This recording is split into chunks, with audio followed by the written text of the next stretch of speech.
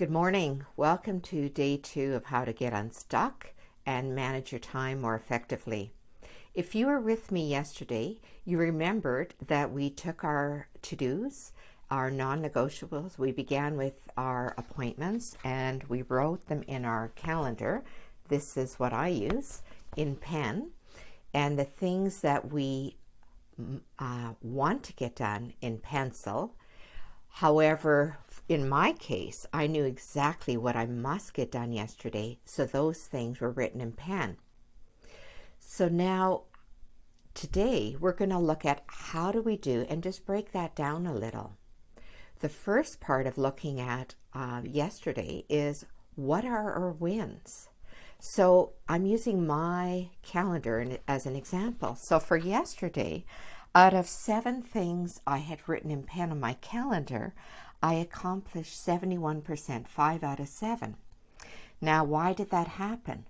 Well, if I'm looking at my calendar, I can see that I taught 2 yoga classes, plus I'm in a challenge, another exercise program. I had to do that.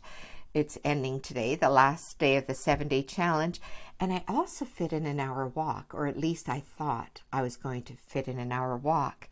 That would have been fine had I not underestimated how long it would take me for one of my projects first thing in the morning, which was working on a course and then doing the follow-up work after. I did manage to get through the course, but the follow-up work took a lot longer than I thought it would be. So the first thing that comes to mind when I think about this is giving yourself enough time, having SMART goals. SMART, as you may have heard this acronym, very popular. Be specific, measurable, have it achievable, realistic, and time-bound. So I had all those things, but unfortunately I underestimated the time, either that or I took longer than I should have. So that's something that only you can answer. So when you're looking at your calendar yesterday, first of all, look at, did I accomplish everything in pen? If you did, celebrate that. If you didn't, celebrate your wins that you did do. But then have a look at your calendar and just find out, have some discernment, determine why you were unable, in my case, to do 2 items completely. I did them one halfway and one I just ran out of time. So in the case of my calendar, as far as I had 4 different exercise items on my calendar, which is unrealistic in a working day. When you think about that, it was a total of about 3.5 hours, and in a normal working day, that's just too much. Some people get up really early and get their exercise over with first before they begin their day. I've done that. It works. It's very effective as far as managing time, but I have trouble doing that, just being awake and that sort of thing. So that doesn't work for me. So the walk was unrealistic. Under the SMART program, the walk was unrealistic, an hour and reading an Audible book. But the good news is I put it on my calendar today. I'm not teaching 2 classes. I still have the challenge, yes. I'm going to do my walk at one point on my calendar and have my Audible book. And then secondly, I've decided that the 1-hour walk will be 3 days a week, on days where my calendar isn't that full. So Tuesday, Thursday, and Saturday come to mind. So that's what I'm doing.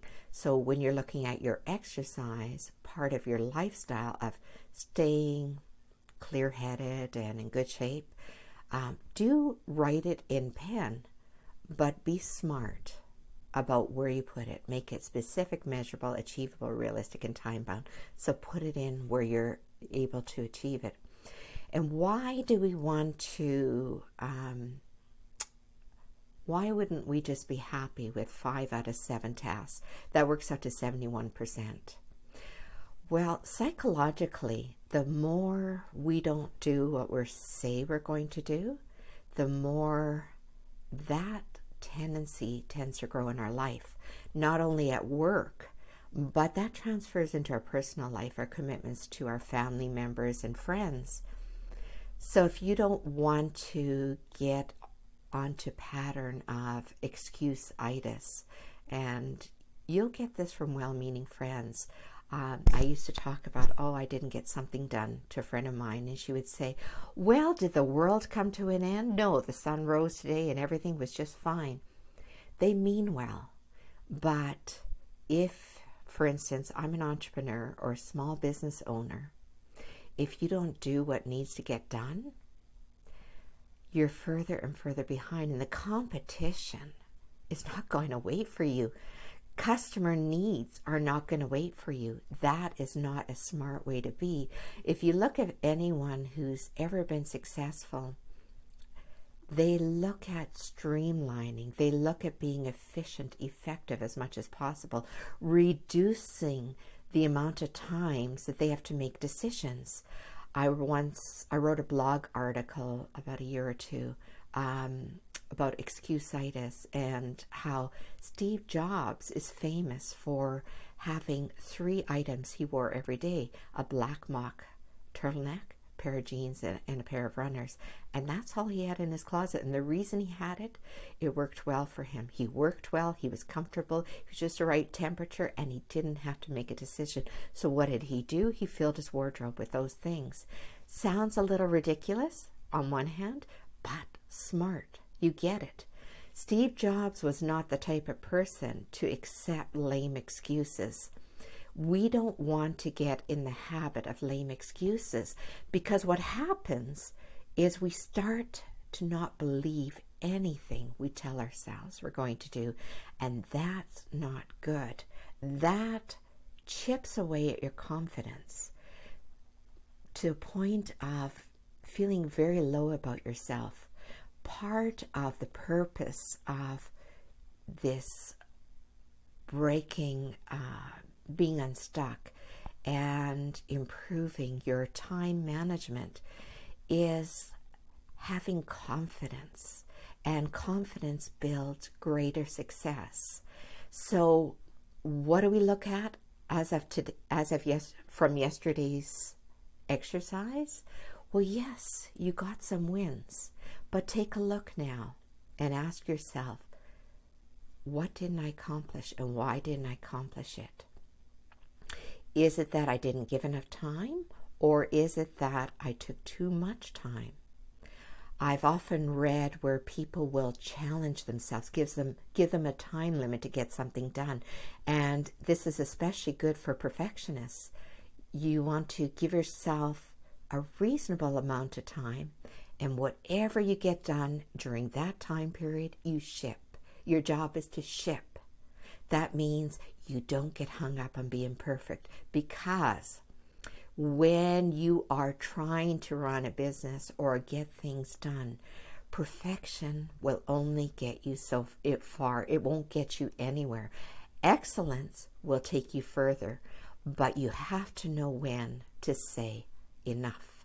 This will do. This is decent. Once you get in the habit of giving yourself deadlines that you will honor, you will stop making excuses for yourself. You'll feel a lot better about yourself. So that's what our focus was on today. Take a look at your calendar. Rewrite your calendar for today, taking yesterday's learnings and making today that much more effective. And be sure to let me know, what did you get out of today's video?